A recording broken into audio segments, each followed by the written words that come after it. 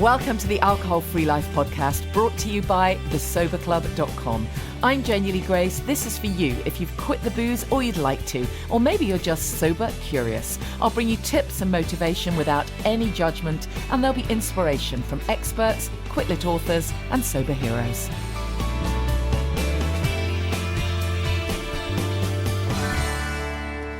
Hi and welcome to the podcast. This is Janey Lee Grace, and what a week. And I don't know if you can hear, as I'm recording this, you can actually potentially hear the rain.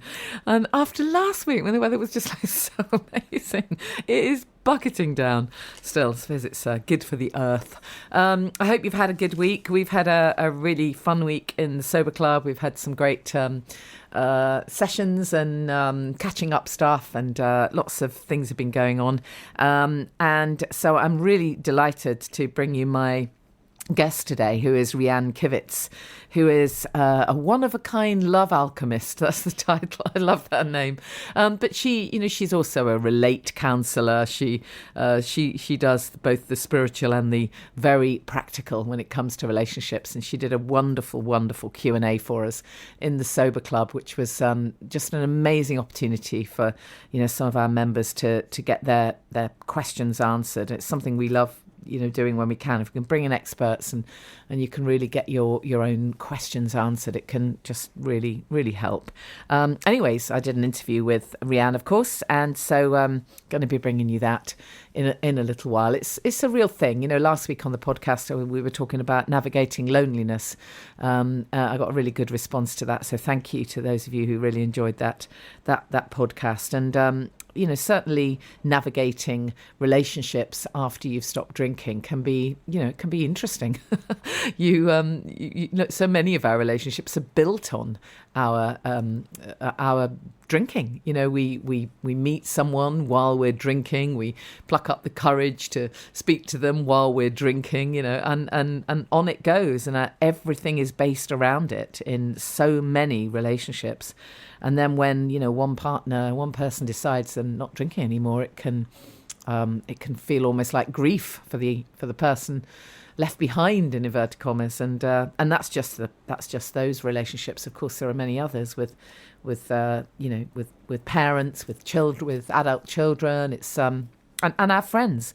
It goes on and constantly. I meet people who. They're starting to feel good in their sobriety. I have one client who's really starting to get that sense of getting her mojo back. It's happening. She's 4 or 5 weeks in, and she's starting to feel better, and she's starting to sleep better, and she's you can just sense the excitement. It's a little bit like talking to a different person to the one I spoke with at the very beginning. But there's a nervousness. There's a real trepidation about lockdown ending properly, and that need to be out socializing with a group of friends who everything they ever do is based around booze. So of course all the conversations that are going back and forth are, can't wait till we can get drunk together again, and just it's a lot of it is just the not knowing how will I handle this, what will they think of me. It can be just so I don't know, it's kind of debilitating to be stressing about that all the time. And we've all been through it, we really have. The good news is that it gets so much better with time. And the stronger you get, I call it sort of fitting into your sober shoes. And the more you slip your toes in and you really feel that fit in your sober shoes, the more authentic you feel, the more solid, really, the more confident in what you're choosing to do. And when you feel confident, when you go into the conversations and the social situations knowing exactly who you are and with that sense of confidence, then there isn't really very much anyone can say. Even if they try ribbing you a bit, so what? It doesn't matter any more than it would make a difference if someone who was vegetarian rocked up at a barbecue, and it just doesn't matter, does it? What difference does it make what you're actually putting in your mouth, right? Anyway, so I'm really looking forward to bringing you the interview with Rhian. She's just a great expert and a lovely soothing voice as well. So I think you'll love that. I love the interview. Just before we get into that, just a reminder that I have my Sober by the Sea events finally up and running. So if you go to thesoberclub.com and click on events, you can find that there. They're very low key, tiny, intimate little affairs. And I think the first one is sold out now, but there's another one at the end of July, which still has a space, I think, 2 spaces. And then we'll put some more dates on. And if you're interested in one-to-one coaching in a kind of a 1-day intensive in Essex, then that's also something that I'm offering. Because I don't think everyone wants to span this out, over a few weeks. Some people just like to just do that intensive and really deep dive into what's going on for them. Whatever stage you're at, of course. Don't forget, I very much, base my work for people who are sometimes 3 years sober. It really doesn't matter. You might be on day 1, you might be sober curious listening to this and wondering, I'm not sure. Or you might have been sober for years, but now you're really starting to focus on what you want for your life. And that's what these days are about. And a lot of the coaching I'm doing ends up not being really very much about drinking at all. It usually ends up being very much about what's next. How can we get that solid base in terms of great nutrition, which of course is massively important if your brain chemistry is out of whack. So the great nutrition in place, the finding your purpose, really being clear on what it is you want, and that whole mindset piece, just sort of helping people recognize that you might have 1,000 or 10,000 or 100,000 thoughts a day, many of which are negative and unwanted, but you can tame them.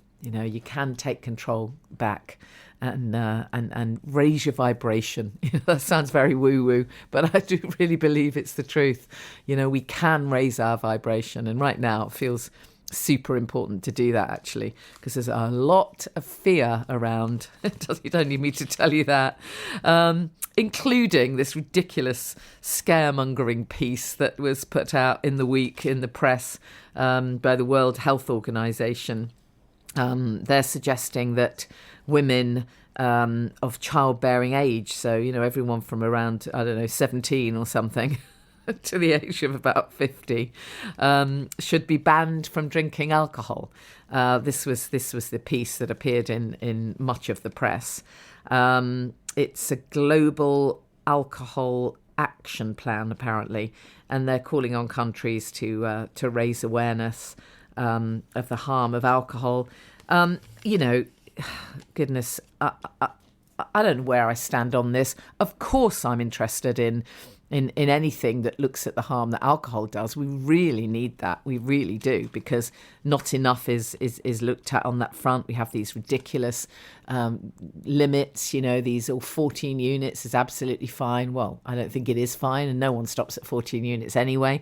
So we have all that nonsense going on. We have constant advertising. We're bombarded with marketing around booze. It's the done thing, etc., etc., etc. And yet, and yet I am absolutely against this ridiculous idea that women should be banned from drinking. I mean, what an unbelievably stupid, divisive prohibition. Utterly crazy.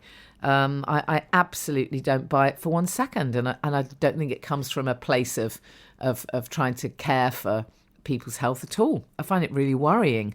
Far better if they really cared about our health to be looking at, okay, well, how do we let's look at the alcohol industry for starters. Let's look at government guidelines. Let's look at alcohol services. Let's look at how GPs and medical professionals are trained so that they recognise that there are, grey area drinkers, so that we know how to inspire people towards a better life without alcohol. Not just telling women. I mean, why just women? Men are involved in fertility as well, if that's the point they're trying to make.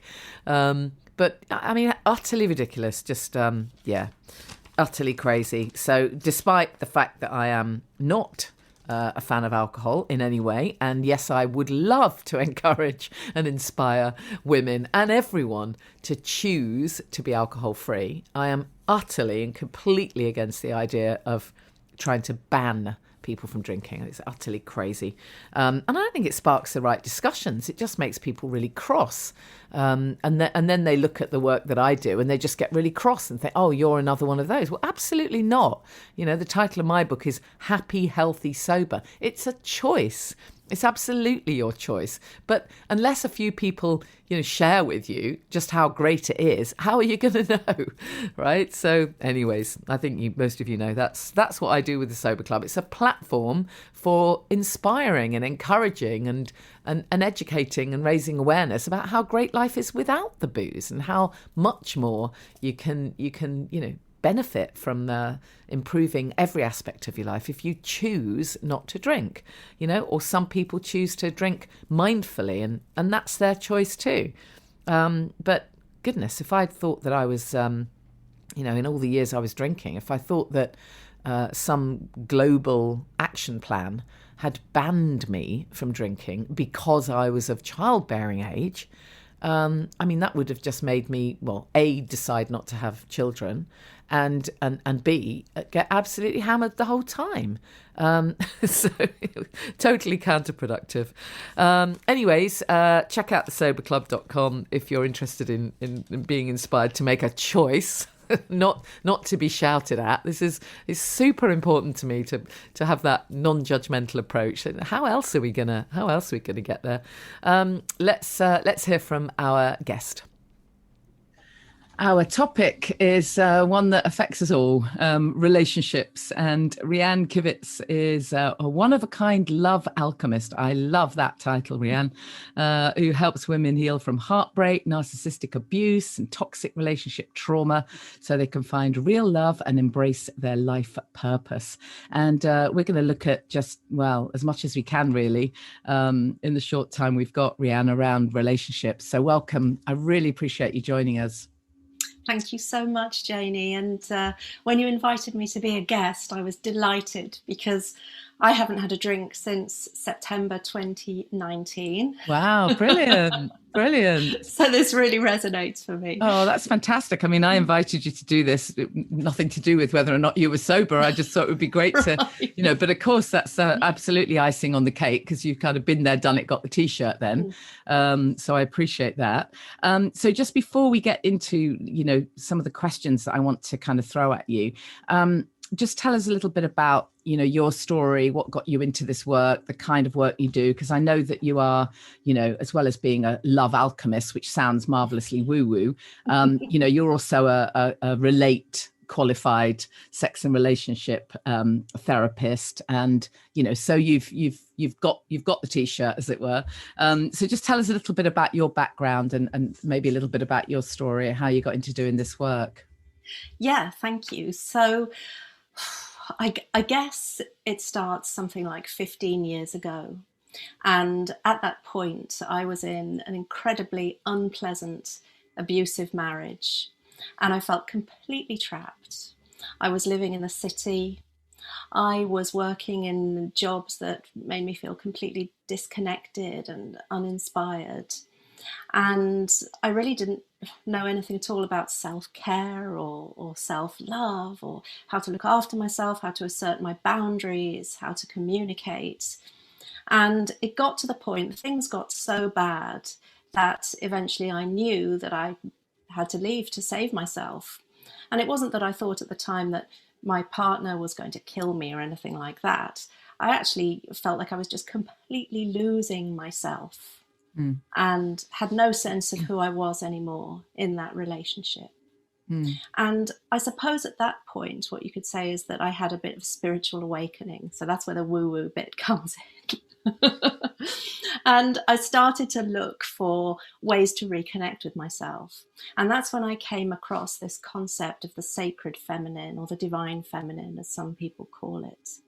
And I started to dive deep into modalities like Reiki and crystal healing and meditation.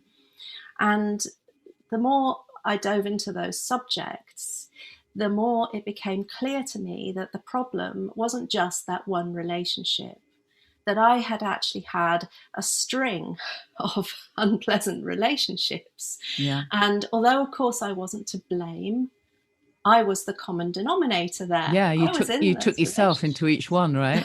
Right, absolutely. Mm. And as I became more self-aware, what I also realized was that I was actually set up for this in childhood because of the experiences that I'd had right from day one, right from being born. And so at that point, I knew that I actually needed a deeper psychological insight into what was going on with me. And by then, I was out of that relationship and I was living independently. And I'd moved well away into Somerset, actually, to Glastonbury. And I decided that I was going to qualify with Relate. Now, at the time, I had this idea that I was doing this because I was so passionate about helping people heal their relationships. But of course, there was a personal motivation in there as well. And it wasn't perhaps as clear to me as it is today, at that time. I can remember at one point in one lecture with one of the tutors, approaching the tutor afterwards and saying to her, "What does it mean if you can't remember huge chunks of your childhood?" And she actually handled it very sensitively and in a very caring way. But of course, I had disassociated and blocked out some parts of my childhood. And at that point, when I started training, I had no idea how relevant all of that stuff really was. And so I qualified with Relate and started working with couples and individuals. And then I qualified in sex therapy because that was a huge interest of mine. Again, that went back to some of my core issues. And funnily enough, one of the things that I used to do, particularly in that relationship and in relationships previously, was that I used to need to drink in order to be intimate, in order to have sex. And so, I had some real sexual wounds there that needed to be addressed. And so I worked with Relate. I qualified with them in 2012. And since then, I have been working for myself in this wonderful business, which is really a combination of all my passions. Yeah. And the deeper I go on my own journey, the more I learn. So, for example, I bring in the healing side, the holistic healing side to my work. I bring in the psychological awareness. I bring in the divine feminine spirituality. And I bring in modalities like breath work to help release the trauma and to help downregulate the nervous system.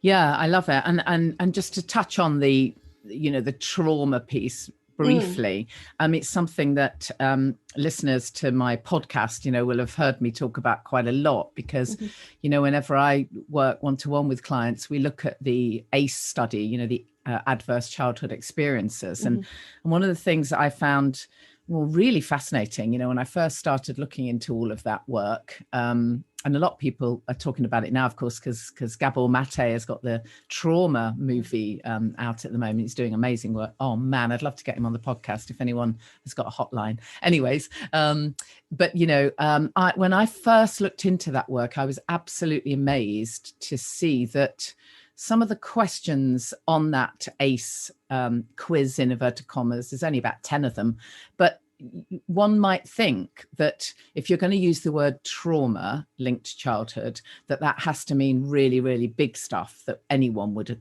class as trauma, sexual abuse, that kind of thing. But actually, some of the questions are much more innocuous. And I found that really fascinating. So, I would have said, well, I don't think that I had trauma. I wasn't sexually abused as a child, but I still scored 7, right, out of 10. Due to the fact that, I had one parent with severe mental illness and, lots of very interesting factors that I just don't think many people realize that much of what's going on is trauma from childhood, right? I'm not sure where I'm going with the question. I just think it's a fascinating topic. But where do people go with that? My kind of take on it is always, well, we can't then go back and say, okay, so it's your fault, parents or carers. It's all your fault. Now I'm just going to wallow in this because it's all your fault. I mean, I'm guessing you would agree that once we've recognized this, we've acknowledged it, we've looked at it, it becomes our responsibility to be able to heal it then. Yes, I agree. And, one thing that a lot of people ask me is why? Why did it happen? Yeah. Wanting a reason for the issues, and that there's a lot of questioning around that, and it gets people stuck at that point. What do I do with it and why? If I knew why, it would be all right.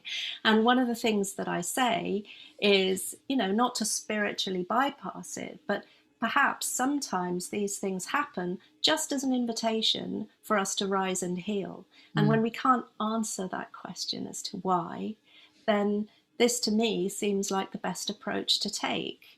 We know what happened. We accept and understand that it may not in all cases have been our parents' intention to damage us. It was simply that perhaps they were damaged people damaging their children. Exactly. And so therefore we can't get stuck in that blame, because all that we do then is become angry, toxic people ourselves. Yeah. What we really have to do is to say, well, we know this, and this is empowering information. It really means that the power is in our hands to make a change and to rise up and to take responsibility, as you say. And I think that can be difficult for some people because they want to blame someone else. Yes. And also sometimes we want to fill the gap, don't we? And I know in my own case, I entered into completely the wrong relationship. I can now see why, because I needed a father figure. I hadn't really properly had that. So that's what I needed.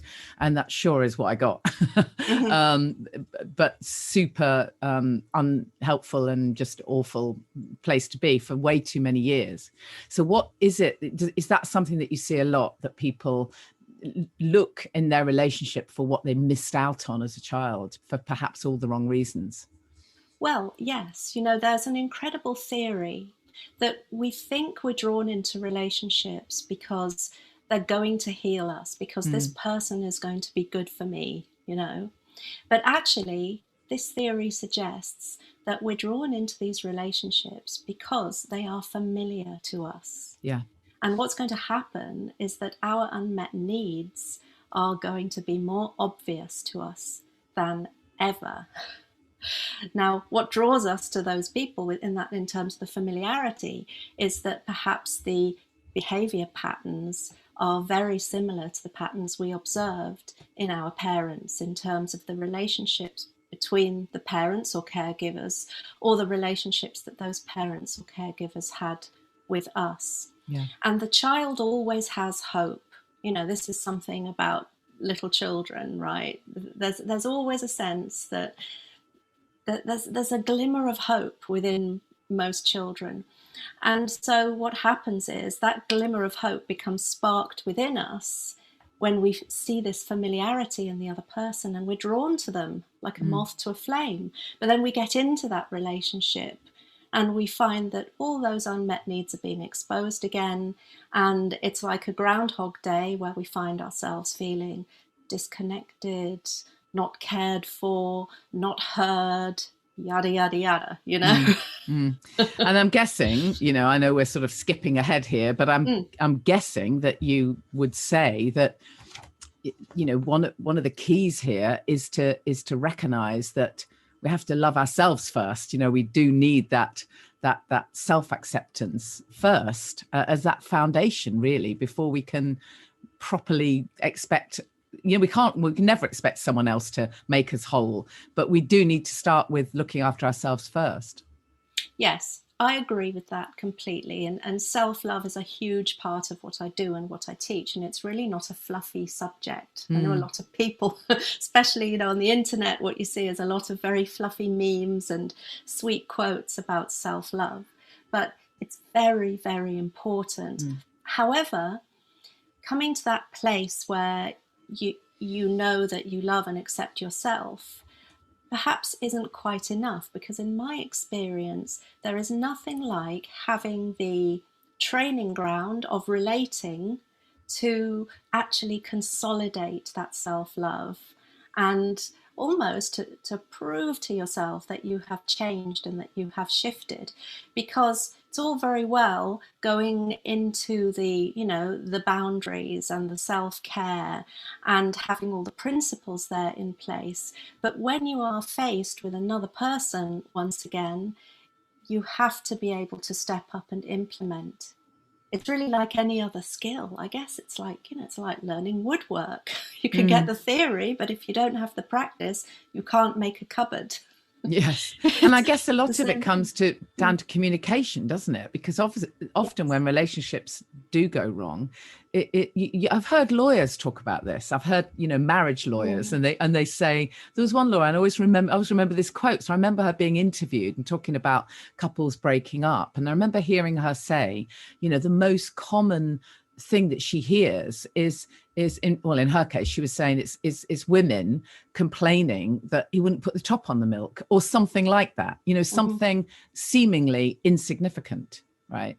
But then you wonder whether she'd ever express that, you know, just how annoying it was. I mean, I'm being flippant, but you know the point I'm trying to make. We're not very good at, we don't learn how to communicate our feelings and Mm. how to properly negotiate, I don't think. Mm.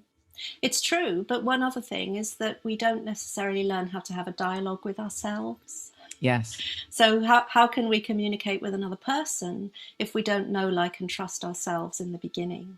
Yeah. And so what we have to do is we have to learn how to connect with ourselves, how to listen to ourselves, how to become more sensitive to our body's messages, our mind and soul's messages, and to be able to anchor ourselves in those, because those are our truth, and you know that those represent our core values, right? Mm, mm, So then when we're communicating with another person, we know exactly where we are starting from, and we are then able to communicate clearly. mm. But when people have been through trauma or heartache or abuse, what happens is we tend to disconnect with ourselves. Trauma takes us out. Yeah. And so we're disconnected, and we may even be numb. So we can't even feel into our gut, our intuitive sense, and discern what we would like or what we would want. And so we can end up being dragged along by a partner's wants, needs, and desires, thinking that if we're pleasing them, it's okay. And that's another childhood Mm. pattern. Yeah, So, yes, absolutely. communication is key. And then, of course, when people stop drinking, of course, then, you know, Mm. this is when all the dynamics shift and shape all over again, right? Yes. And, you know, I've seen it over and over. People just, they change, you know, you change when you Mm. ditch the booze, right? Many people do become more aware of their own emotions, you know, finally. And they do in many cases start to recognize the importance of some kind of self-care, and they start to get back their self-esteem. And of course, that can then shine a massive light on what is or isn't working in the relationship. Mm. So I just wonder what your, you know, suggestions might be. I know it's a massive topic, but I did Mm. actually have someone email me, you know, just saying, you know, that she has stopped drinking, but her partner hasn't. And this is not someone whose partner wants them to drink, but nevertheless, they fully expect them to go out and socialize and drink with friends and family and be down the pub and go to bed late and all of this stuff. And you know, it's difficult, isn't it? Because from the perspective of the partner who hasn't stopped drinking, it's almost like, well, why are you changing everything? Why are you becoming a different person? We were fine as we were. You were my drinking buddy, right? Mm. It's such a difficult dynamic. I wonder what you would say for someone in that position who is just actually really now even starting to wonder, how are we going to make it through now? What can I do, because I can't be that old person that I was anymore. Yeah, yeah. I've met couples in this situation in the therapy room, and it's really, really tough. And I think the tough thing is that when one of you stops drinking and starts to develop that self-awareness and really starts to sense that clarity again, other wants and needs and desires come up, and so there Yes. is this conflict, and there is this sense really that we might not be so attuned to each other anymore. But it takes two to tango in a relationship. And so it isn't up to the one who's more self-aware to always adapt and to try and accommodate. Because eventually what you're going to do is you're going to push it's unmet needs, all those unmet needs within. And you are going to find that you no longer feel so connected to your partner. And so talking is very important, assuming they are not drinking all day, every day, 24/7, catching them in the right moment to instigate some proper conversation about this. Yeah. How are we going to manage this? There is now a difference between us. And maybe for some that's okay, and there will be a difference. But let's talk about how we're going to manage this and the impact that this difference has upon us and our relationship. I don't believe it means that it's the end of the relationship, although I will say that sometimes it can hail the end of the relationship, particularly if the partner who has chosen to continue drinking has some kind of, underlying issues that are driving them to keep seeking distraction in the alcohol. There's also a sense, of course, that there are people who are very attached to their social lives and their idea of that, what they say is their idea of fun. But I think it's very clear that there are other ways to have fun and that there are other ways to socialize. Yeah. And so for the partner who's not drinking, it might be important for he or she to say, look, there are some other things I'd like to do. I still want to have fun and I still want to spend time with you, but it doesn't have to be like this all the time. We could go off and do other things. We could develop other interests, and to invite the other person into that, to see if that would perhaps call them into your world. Yeah, and I guess a similar thing applies to, it may not be a romantic partner, it might be your family, close family members or friends. The same thing applies in a way, doesn't it? Is making other suggestions as to what you can do together. Yeah, totally. But the important thing is being solid in your decision for what you're doing, right? Well, I agree, and it's about saying, look, this is what I need to do for me right now. So I'm super grateful that I'm able to tell you that so that you can understand. And can you support me, please, in what I'm trying to do for me? I mean, I went through this when I gave up sugar. What do you mean you're not having a dessert when I'm having one? Yeah. People constantly are offering you cake and sending you photographs of chocolate. And it's like, no, please support me for what I need to do for me. Yeah, totally. And then, of course, the big one is the topic of sex, and you mentioned that, for you that because of trauma, you weren't, sex was difficult without, alcohol or whatever.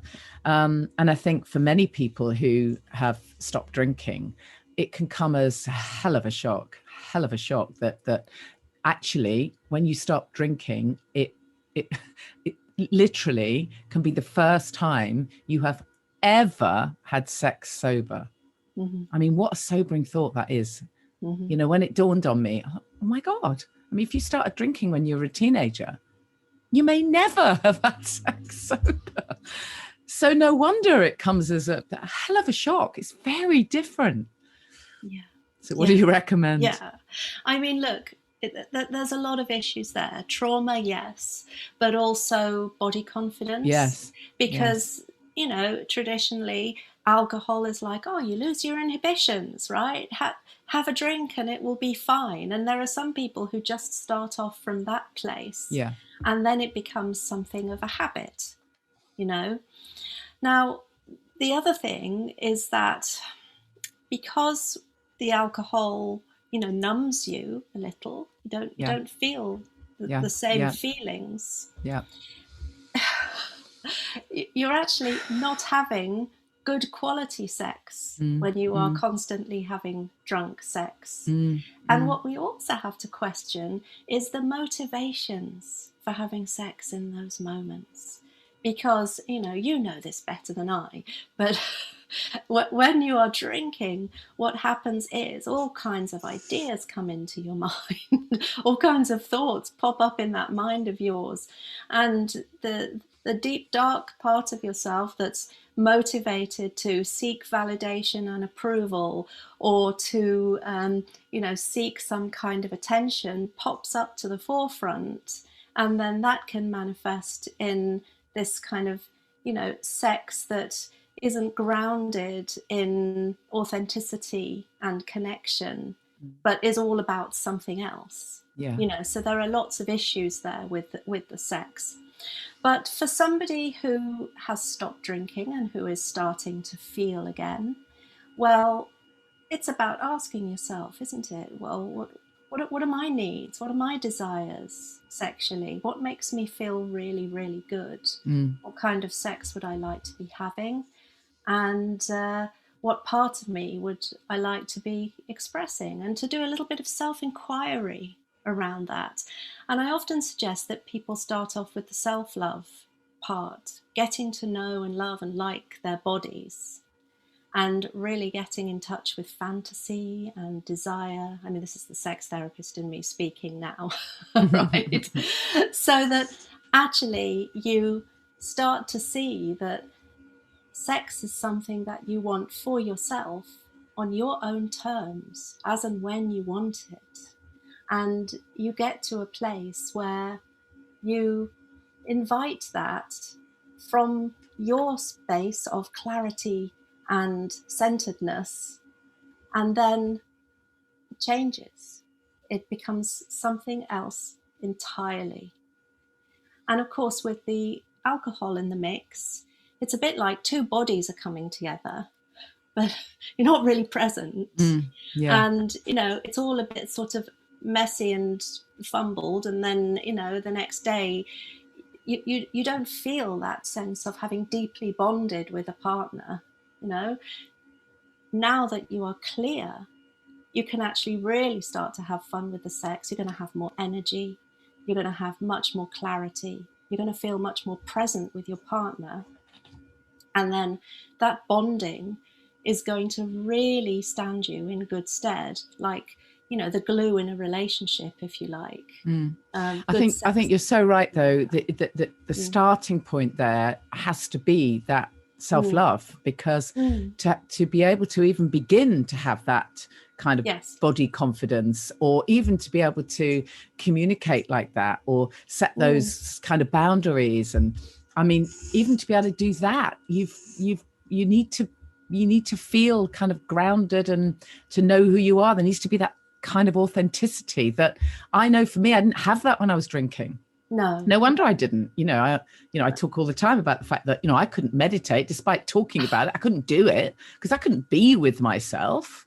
So I also couldn't possibly feel confident enough to express what I need, because I didn't feel solid in who I was, So I think it does. It all comes back to this self-love and as that kind of foundation, doesn't it?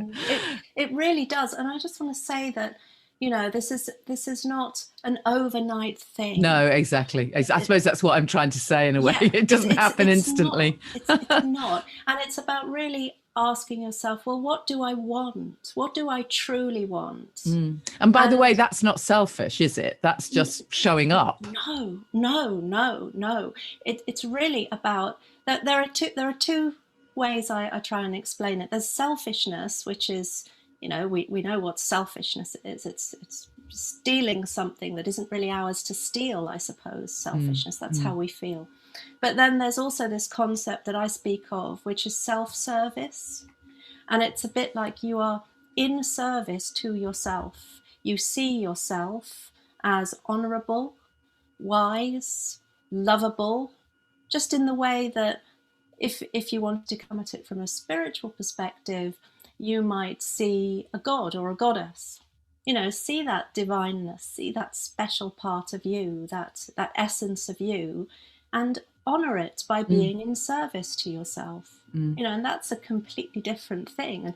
And so taking your time to ask yourself, what do I really, really want, and how can I get there, is an act of sovereignty and self-service, not of selfishness. Yeah, and I suppose from that sort of position, you're much more open to what others need as well. So yes, it isn't all just gimme. No. Because you become more compassionate and kinder, I think. Yes, it's so true. And it's about the baby steps. When you know what you want, you can take the baby steps to get there because you are completely focused on that goal. And of course, it's never linear. It's always, a bit of a messy journey. Yeah. However, you know what you want. And so that's where you're going. And this kind of work isn't something that we just, do overnight. We don't wave a magic wand and say all of a sudden, I'm sober now, I'm clear now, I'm connected now, and so all of a sudden I'm going to be able to jump into bed and have good sex. It's really an incremental process where we have to really work with ourselves gently, particularly if there has been trauma, because we don't want to re-traumatize anybody. Yeah. But I promise you that over time, and I'm not going to give you a time frame because we're all so different, but over time we can all get there. And I mean, I feel like, for myself, I'm 47 years old now, and I can say that I've got to that place.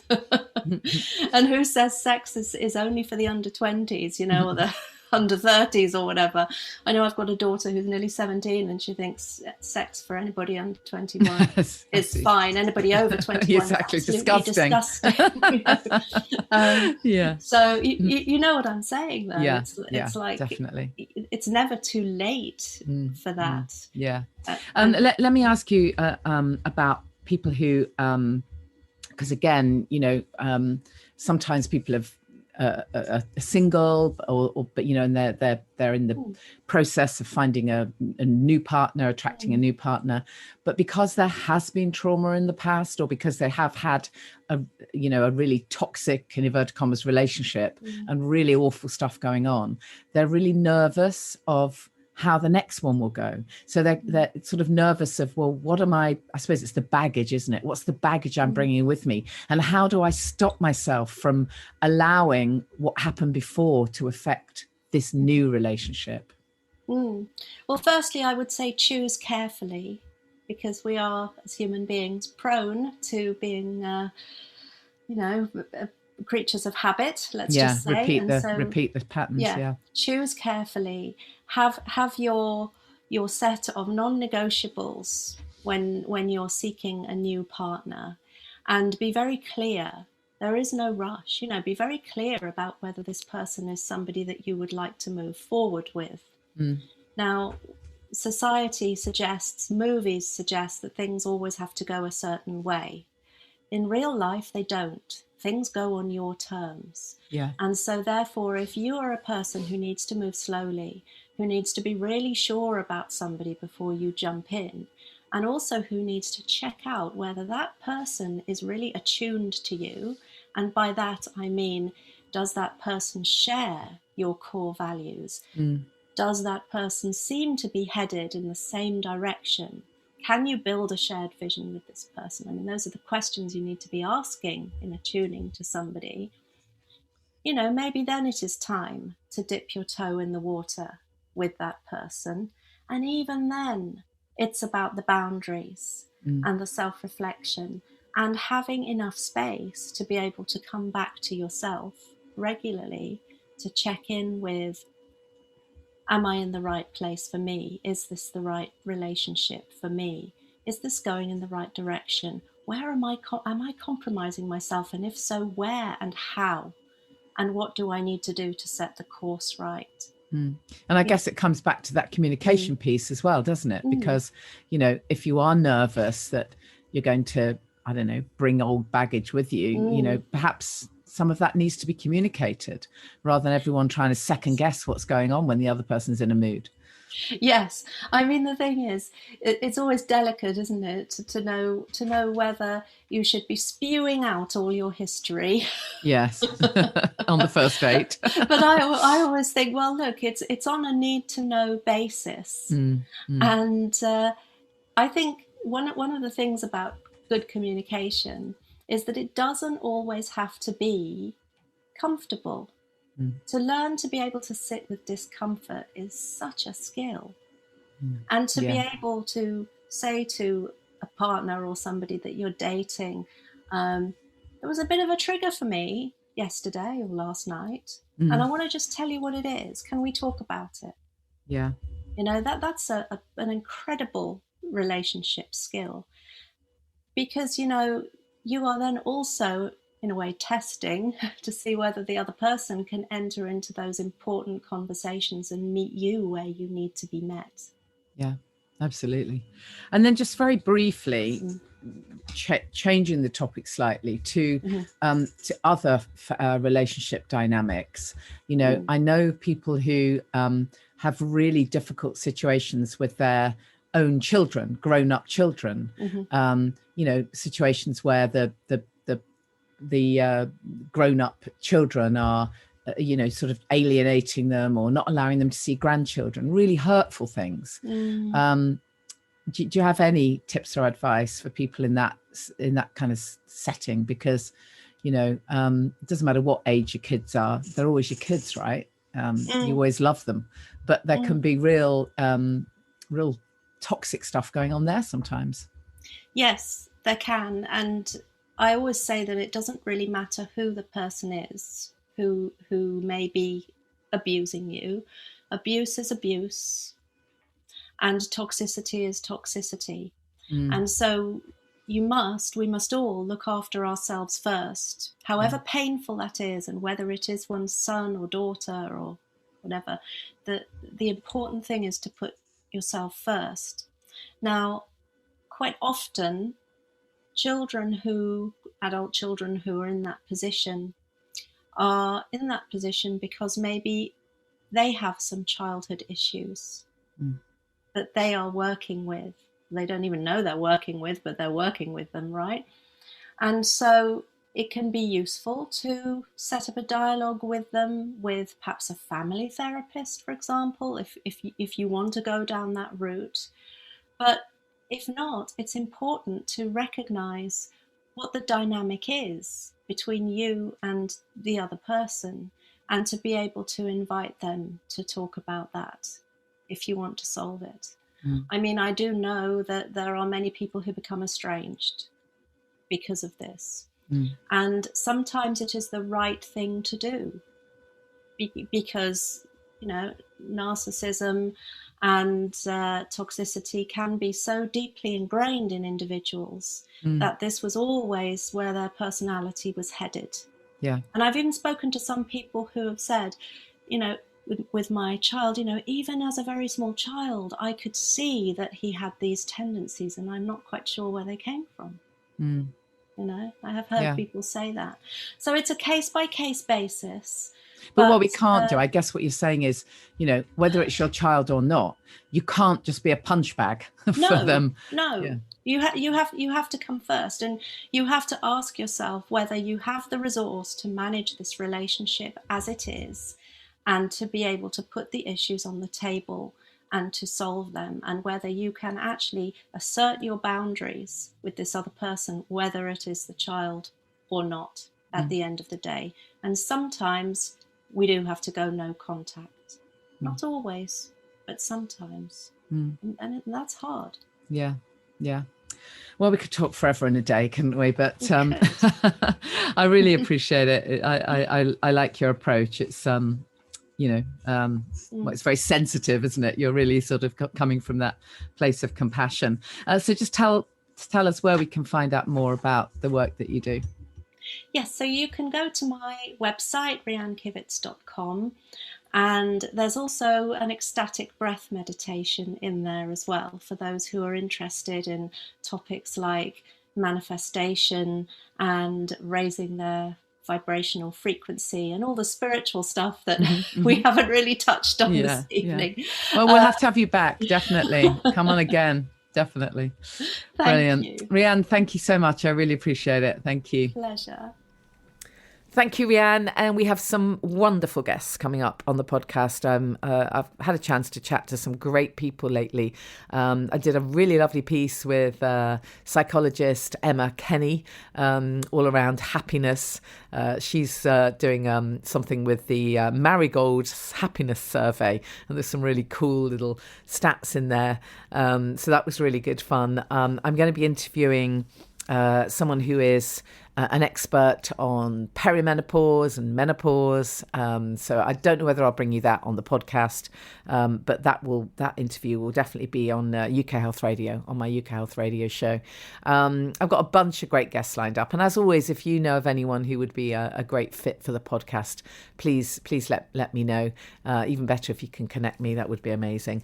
Don't forget to check out the competitions that we have. We've got, as most of you know, I run the Platinum Awards, and it aims to promote all things natural and organic, and it would be great if you wanted to nominate favourite brands or have a look at some of our blog posts. Most of it is on imperfectlynatural.com, but it absolutely relates with the Alcohol Free Life podcast too. We've got a category for alcohol-free drinks, and so we have some competitions to give some drinks away.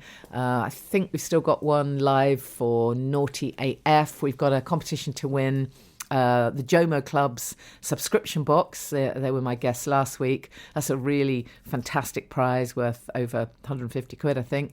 There's an opportunity to win some Sea Arch. I think that competition is still live. So there's lots of stuff there.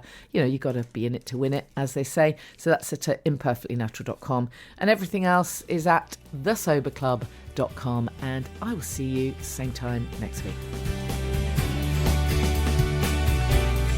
Thank you for listening to the Alcohol Free Life podcast, brought to you by the Sober Club. Please rate and review. And if you want support, accountability and inspiration, and you want to live your best life without the booze, check out thesoberclub.com.